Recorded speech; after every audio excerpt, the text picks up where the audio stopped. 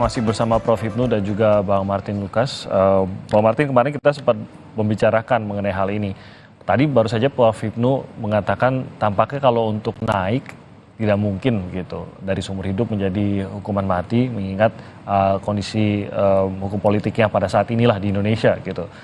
Jadi kalaupun ada perubahan, berarti perubahannya hanyalah turun begitu, Bang Martin, dari kata seumur hidup menjadi angka. Kemarin juga kita akan membahas, Bang Martin, dengan Pak Sugeng. Kalau lihat angka, mungkin akan ada perbandingan dengan terdakwa lainnya yang kita tahu sebagian besar dituntut 8 tahun penjara. Sehingga mungkin akan mendekati lebih kepada angka dari terdakwa lainnya. Sebelumnya juga kita sering membicarakan, biasanya otak dari pelaku ini, otak dari perbuatan ini akan dihukumnya 2 kali lipat dari terdakwa lainnya. Terdakwa lainnya 8, terdakwa yang menjadi dalangnya mungkin 16 atau mungkin sekitar segitu. Bang Martin, komentar Anda bahwa tampaknya arahnya hanyalah turun dari sini, antara sama dengan tuntutan atau turun. Ya, yang pertama kita harus pahami dulu ya, jenis dakwaan dari Verdi Sambo ini bukan subsidiaritas ataupun bukan alternatif, melainkan kumulatif, perbuatan berlanjut ataupun penggabungan suatu perbuatan delik ya, yaitu pasal 340 yang pertama primer, dan yang kedua adalah pasal 49 primer ya, Undang-Undang ITE. Jadi konsekuensinya apabila 2 dakwaan jaksa ini dianggap terbukti sah dan secara meyakinkan dalam tuntutannya, itu tidak bisa disamakan dengan seseorang yang hanya melakukan satu tindak pidana, Bang Timothy. Nah, berbeda dengan Richard ya. Richard itu hanya didakwa 340. Sama Putri juga, dan Ricky dan Kuat. Nah, dalam hal ini menurut jaksa dalam tuntutannya tidak ada hal yang meringankan. Ya. Kalau saja ini orang biasa, Bang Timothy, jadi barang itu, Bang.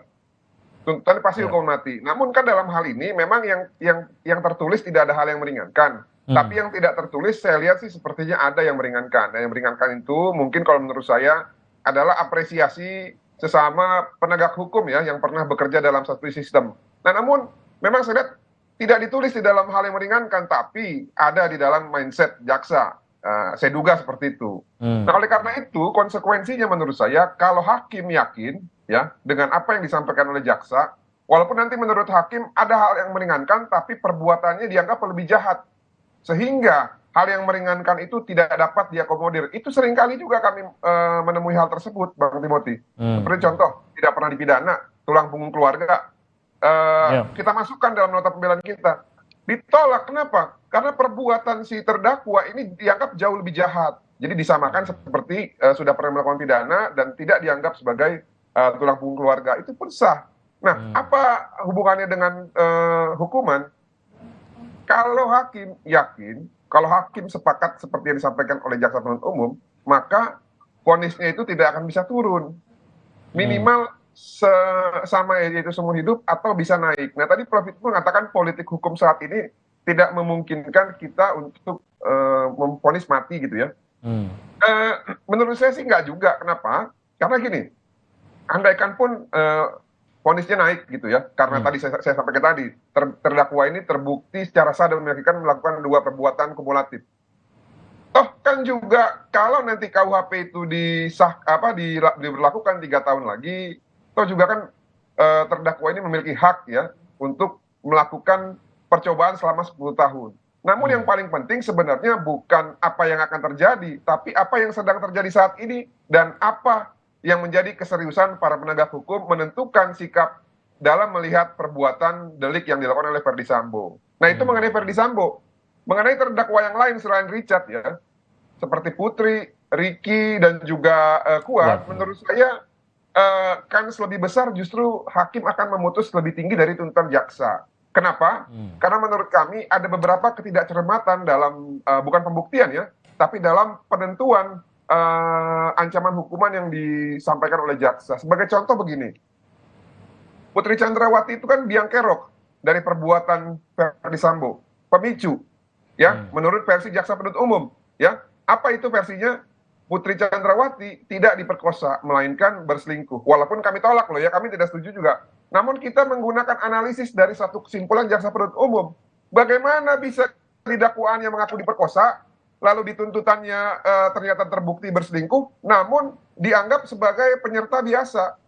Ini namanya silogisme yang tidak cocok. Bagaimana kita bisa menarik kesimpulan dengan premis minor dan mayor yang berbeda gitu loh.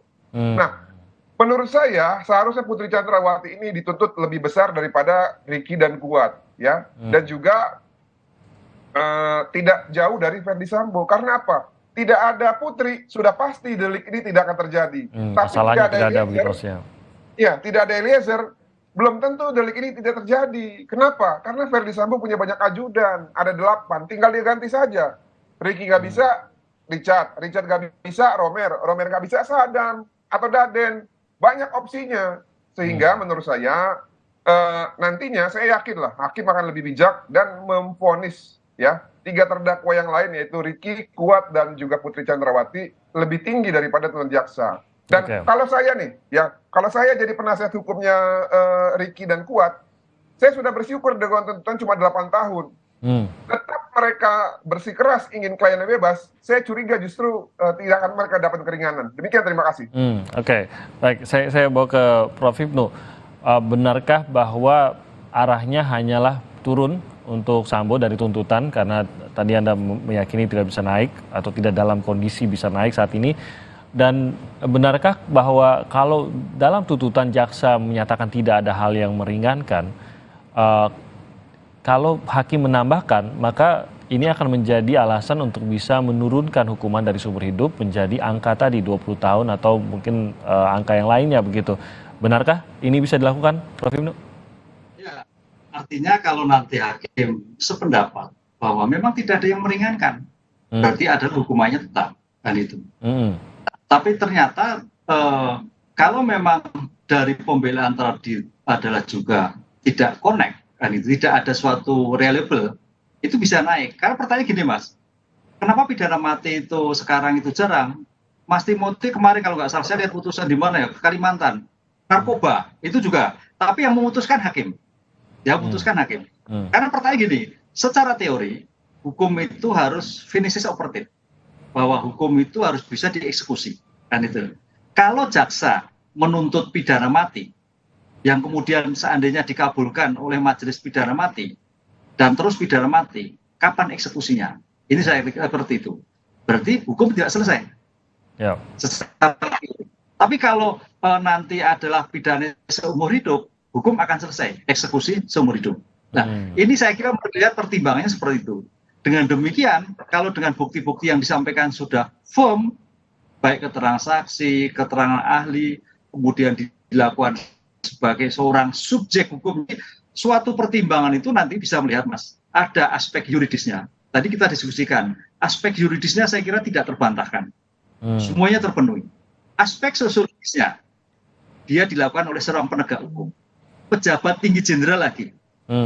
Memperlakukan sebagai bentuk teman-temannya lagi. Merusak citra lagi. Ini nggak ada.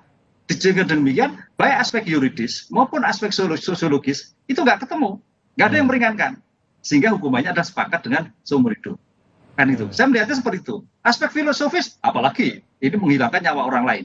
Nah, satu itu. Kemudian yang menarik, paling nanti gini Mas, terhadap Eliezer ini perdebatan cukup panjang. Banyak versi dari penuntut umum pun dari konsep. Kalau saya melihat suatu konsep, nanti hakim mudah-mudahan bisa meletakkan pada apa itu GC. GC adalah diberikan seseorang yang sama-sama sebagai terdakwa, tapi yang paling ringan. Yang paling ringan, kan itu. Yang paling ringan berarti apa? Ya, E. Berarti nanti Sambo, P kan baru E. Yang paling ringan di antara seperti itu kan nggak mungkin. Eliezer jadi 8. Ini yang menjadikan masalah. Karena kalau terjadi kemarin loh, ini kan pelaku. Sekarang berarti pertanyaannya pelakunya siapa? Sambo atau Eliezer? Debatnya kan di situ. Kalau pelaku utama, rontok dong GC-nya. Doktrin mengatakan bahwa dia bukan sebagai pelaku utama. Iya.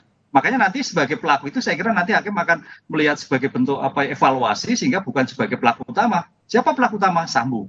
Nah, kondisi demikianlah makanya kalau kita lihat pertimbangan nanti Bang Rory akan bisa melihat konsep itu bisa meyakinkan masuk pada apa itu GC seperti yang spirit yang ditentukan dalam undang-undang LPSK. Itu saya melihatnya seperti itu. Ya. Oke, Bang Martin akan harus melanjutkan ke agenda berikutnya. Mungkin ada beberapa poin yang masih Anda ingin gambarkan, Bang Martin, menjelang sidang pledoi yang nanti akan menghadirkan Ferdy Sambo, Kuatmaruf, dan Ricky Rizal. Ya, tadi saya sudah ulas mengenai Ferdy Sambo dan Putri ya. Saya sekarang lebih concern ke Ricky dan Kuat. Saya pikir kalau saya jadi mereka nih, ya, kalau saya jadi mereka dengan kartu as jaksa yang sudah terungkap, yaitu hanya tuntutan 8 tahun, lebih baik saya nangis-nangis di depan majelis hakim itu ya. Untuk apa? Untuk mengakui kesalahan saya. Akuilah semua yang belum kalian akui. Kenapa? Untuk mendapatkan nilai positif minimal ya. Hukuman kalian tidak akan melebihi 8 tahun dan berpotensi juga untuk mengurangi hukuman yang akan mungkin dijatuhkan oleh hakim. Tapi kalau kalian masih tetap konsisten ingin bebas, tidak merasa bersalah, maka saya sih yakin ya, minimal juga 8 tahun atau mungkin maksimal ya bisa mungkin 15 tahun nanti divonis oleh majelis hakim. Nah, ini yang nanti akan kita lihat pada saat babak terakhir. Nah, khusus untuk Ferdy Sambo dan yang lain ya kami menunggu ya pembacaan pledoinya. Setelah kami nanti dengarkan, kami akan tanggapi. Mudah-mudahan ya ada perubahan lah dari sisi positif ya, supaya ya mungkin bisa meringankan yang bersangkutan. Tapi kalau dia tetap konsisten mengatakan hal-hal yang tidak benar, ya saya pikir silakan saja hukum yang menghukum mereka nanti. Demikian, terima kasih. Baik, terima kasih Bang Martin Lukas. Terima kasih sudah bergabung bersama kami. Bang Martin harus melanjutkan ke agenda berikutnya. Saya lanjutkan bersama Prof. Hipnu. Salam sehat untuk Anda, Bang Martin. Ya. Prof. Hipnu, saya lanjutkan lagi terkait dengan apa yang nanti akan disampaikan di dalam pledoi. Ini juga menjadi momentum untuk mencuri hati hakim lah, bisa dikatakan. Tadi sebenarnya Bang Martin sudah sedikit memberikan cara begitu tadi. Bisa saja mencoba meraih simpati hakim melalui kata-kata atau bahkan melalui ekspresi. Tadi Bang Martin menggambarkan saya nangis-nangis saja depan hakim begitu agar bisa meraih simpatinya begitu. Berpengaruhkah hal ini atau setidaknya berpengaruh kepada publik saja begitu, tapi secara hukum apakah upaya meraih simpati hakim pada akhirnya bisa untuk mengurangi hukuman atau vonis yang akan diberikan oleh hakim, ataukah hakim tidak akan tergoyang oleh ini dan semuanya tetap berpegang pada bukti-bukti dan memang hakim mau tidak mau harus mempertanggungjawabkannya melalui bukti-bukti yang nanti menjadi pertimbangan hakim? Ini Mas, ada 3 pandangan menurut saya. Karena perkembangan pemidanaan itu sekarang itu ada sedikit berubah. Kalau hakim berpandangan pada segi pemidanaan ansih bukti itu sebagai aspek pembalasan. Berarti sudut pandang hakim adalah retributif. Istilahnya gitu. Pembalasan, retributif. Itu berarti bahwa bukti-bukti yang sudah cukup ya sudah dipidana yang lebih besar kan itu. Itu aliran retributif. Kemudian bisa juga aliran yang kedua. Aliran adalah rehabilitatif. Rehabilitatif artinya nanti bahwa apakah pidana yang dijatuhkan itu bisa memberikan makna rehabilitasi ke depan si orang yang bersangkutan. Karena kan ini kan namanya suatu pidana kan sekarang itu sebagai bentuk pembalasan, Mas. Udah sehingga yang terjadi KLP itu over kapasitas, over kredit lah gitu. Naik 150%. Atau yang ketiga berpandangan restorasi, tapi ini karena pembunuhan restorasi nggak mungkin. Nah, 3 konsep itu yang berkembang di dalam pemidanaan masalah kita antara retributif, rehabilitatif, dan restoratif. Dan itu makanya tadi katakan dalam KUHP nasional itu karena sebagai restoratif itu pidana mati yang bersyarat sehingga seandainya sampai 10 tahun itu bertobat betul menjadikan diubah menjadi seumur hidup. Nanti tadi tidak jadi mati kan itu loh. Nah ini perdebatan, tapi ini adalah wewenang jaksa, wewenang penuntut umum. Oleh karena itu kalau penuntut jaksa itu akan melihat juga tadi aspek yuridis, aspek empiris itu juga bagaimana mendengar masyarakat. Jadi hukum tidak hanya hukum tapi juga mendengar masyarakat, mendengar para terdakwa itu mengakui atau tidak, bertobat atau tidak saat-saat terakhir ini. Kalau itu bisa terjadi bisa berubah. Ini yang kita lihat. Karena aspek sosiologis itu sulit ukurannya. Itu yang menjadikan bahwa ini ada kemanusiaan. Hukum itu adalah bukan untuk hukum, tapi hukum untuk manusia, kan gitu kan? Oh, dia sudah terbit, takut, udah ya sudah ada suatu pengurangan. Ini yang berkembang sekarang inilah. Kita tergantung nanti sudut pandang majelis seperti apa dari ketiga teori tadi. Oke. Nah, bisakah juga sebaliknya pledoi atau apapun yang disampaikan di dalam pledoi justru bisa meyakinkan hakim untuk menghukum lebih berat? Karena ini kan sebenarnya pembelaan, tapi kok malah jangan-jangan apa yang disampaikan seperti tadi kata Bang Martin bahwa ini bergantung nih apa yang disampaikan. Kalau yang disampaikan adalah sebenar-benarnya, maka yang diharapkan kejujuran itu bisa dihargai oleh majelis hakim gitu. Tapi ya bisakah sebaliknya, Prof. Hipnu? Sangat bisa sekali. Satu, bahwa dia tidak meyakini. Kedua, apa yang disampaikan bukti-bukti dibantah semua. Kan itu.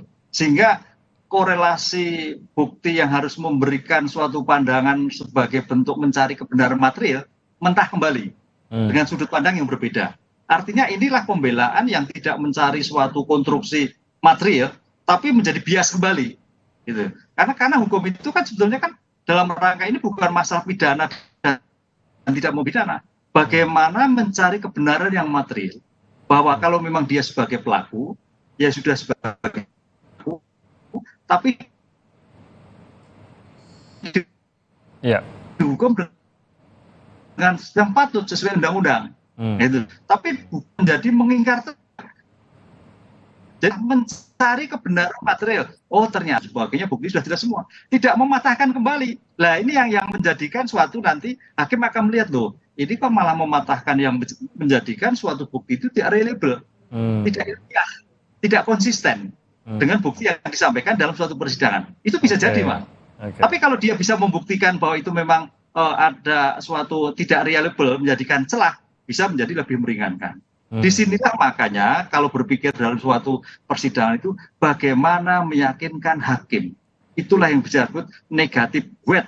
Negatif adalah undang-undang, weight keyakinan, meyakinkan. Oh, ternyata Pak Sambo itu juga ada sisi kelemahannya karena faktor A, B, C dan sebagainya, sehingga hukumannya tidak menjadi menjadi mati. Bisa jadi.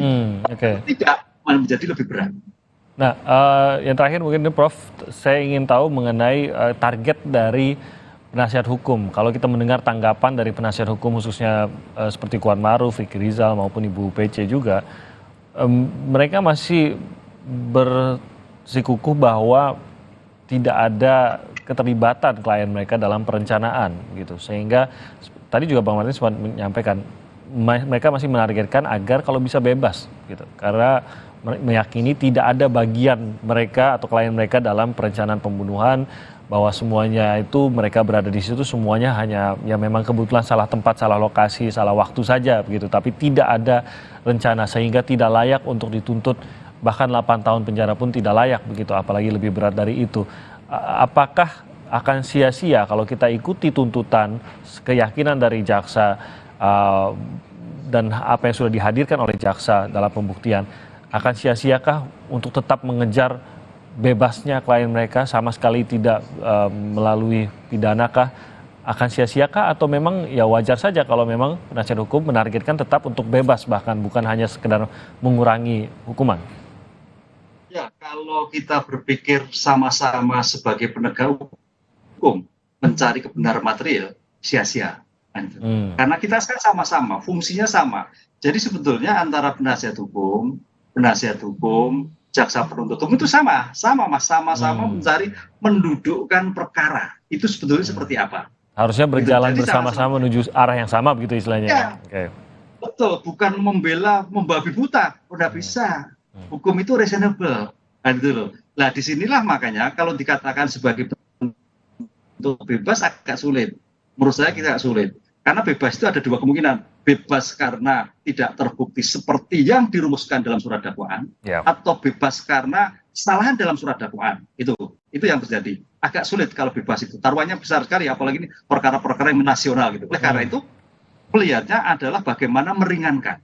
Saya melihatnya meringankan. Kalau bebas sulit, hakim akan melihat bahwa ini yang meringankan yang tadinya mungkin 8 menjadi 7 atau 8.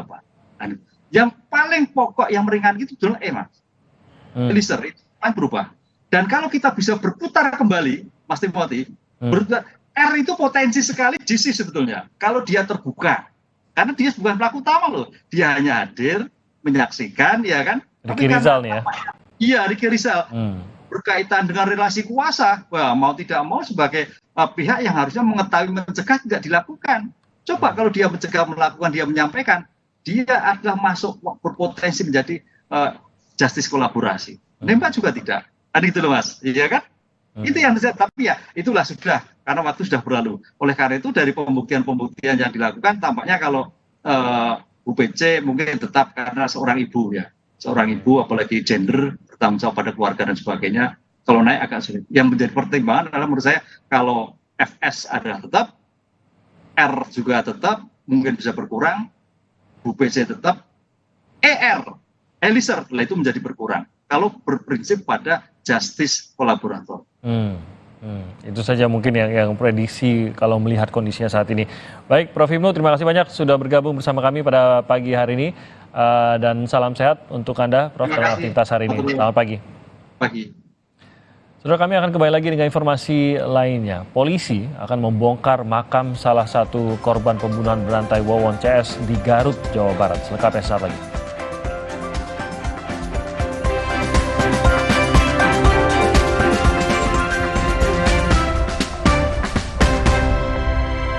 Jelang pemilu 2024